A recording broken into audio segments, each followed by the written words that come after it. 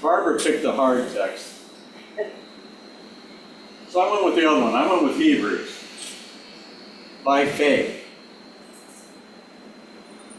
Have you ever stood at dawn watching a field vanish into fog, knowing the trees, the hills, the water are there, even when you can't see them? Faith, according to Hebrews, isn't just belief. It's a way of seeing. It's not the absence of doubt, but the presence of light in the fog.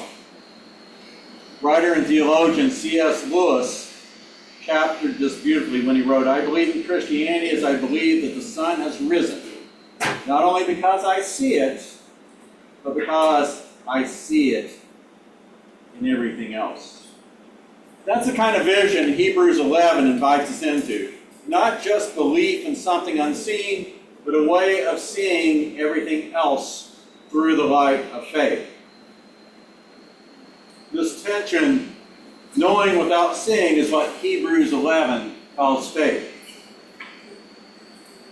Now sometimes, especially in spring and fall, when the conditions are just right, and I noticed this as I was driving to Bill Ricker to the train station back in my other working days, a heavy fog settles over Bay Road near our house, all the way from Norton all the way up into Sharon. And it makes the road almost impossible to see. I know the road is there. I've driven it thousands of times over more than 30 years. And I trust it hasn't disappeared. But losing the visual of it is disorienting. Even when I know the road is there, I have to slow down, which I don't like to do. Lean forward, I don't know what that does for me. And trust my memory, and trust the road beneath. That's faith, not certainty, not clarity, but trust in what's unseen, because the one who laid the path is faithful.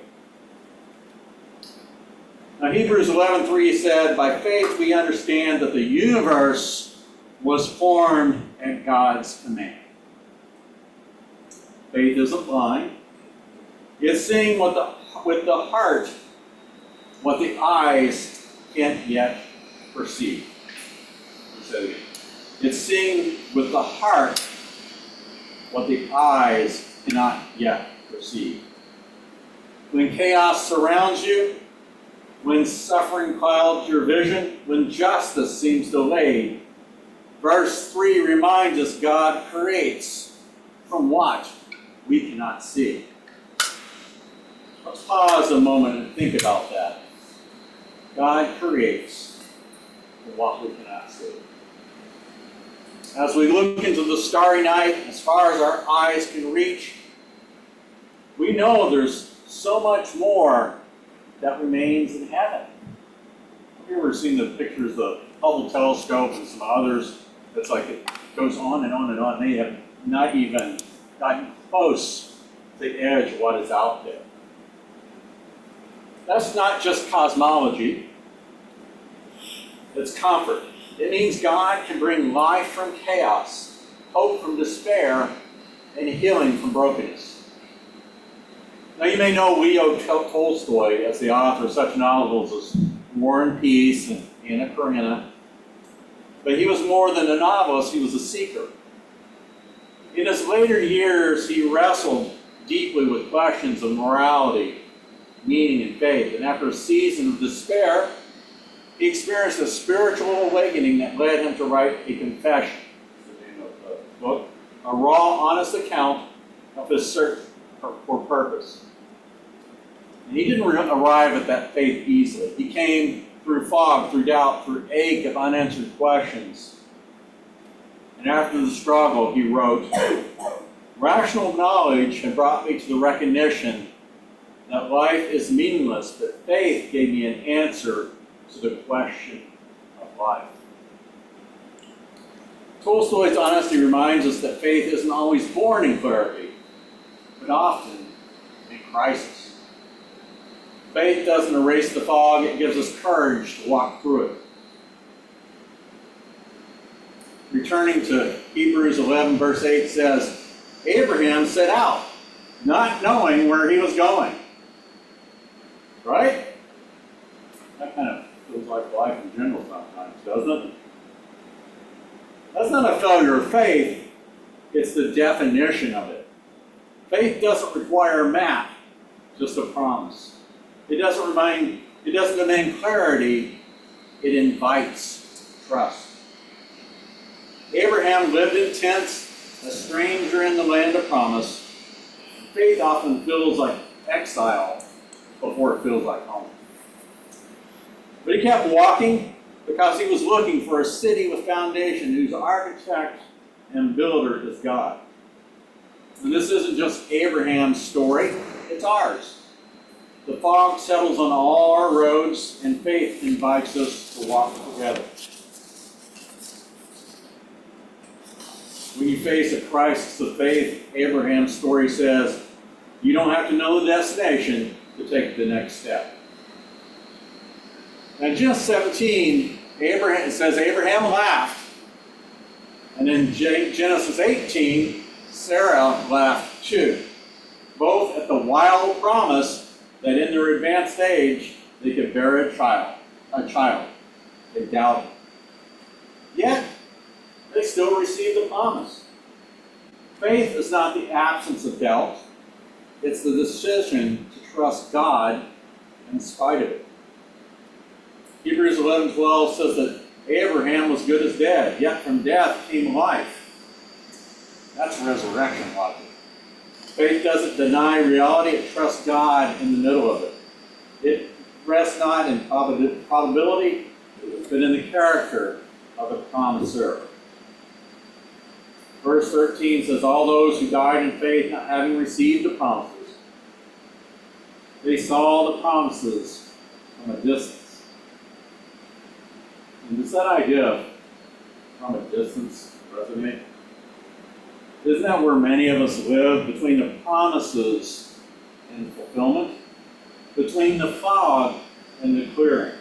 Between the cross and the resurrection? And yet, those of old, they confessed that they were strangers and pilgrims.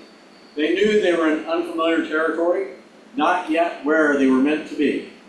They longed for a better country, but they longed for what they couldn't see, yet trusted it was real. And because of that longing, God was not ashamed to be called their God. So what can we take from this message today? If you're walking through grief or doubt, Hebrews 11 doesn't shame you. It includes you. Faith is not a perfect record. It's a persistent gaze towards God, even when the view is foggy. Verse 3 reminds us, God creates from the invisible. So even when you feel like you're falling apart, God may be forming something new. Faith is not having all the answers. It's about trusting the one who holds the questions, the journey, and you. Now remember the image I shared of that foggy morning on Bay Road? The mist so thick you couldn't see the road ahead? Now consider your own spiritual journey in light of that image. Slow down, lean forward, trust the path beneath your feet. Perhaps you don't see the whole way, still you move ahead, not because of what's visible, but because of what's trustworthy. Faith is like that. Not a floodlight, but a lantern. Not certainty, but movement. Not clarity, but trust. The fog may settle in, the road may vanish, still, step forward, lean into the mist, let us walk by faith. Let us pray. God of unseen paths and quiet promises, we come to you in the mist, not with certainty, but with trust. Like Abraham, we walk forward, not knowing the destination, but believing in the one who calls us. When the road disappears, when the questions multiply, when the silence stretches long, remind us that faith is not the absence of doubt, but the presence of your Spirit beside us. You are the architect of hope, the builder of unseen cities, the one who brings life from what feels lost. So we slow down, we lean forward, we trust the path beneath our feet. Together we walk by faith.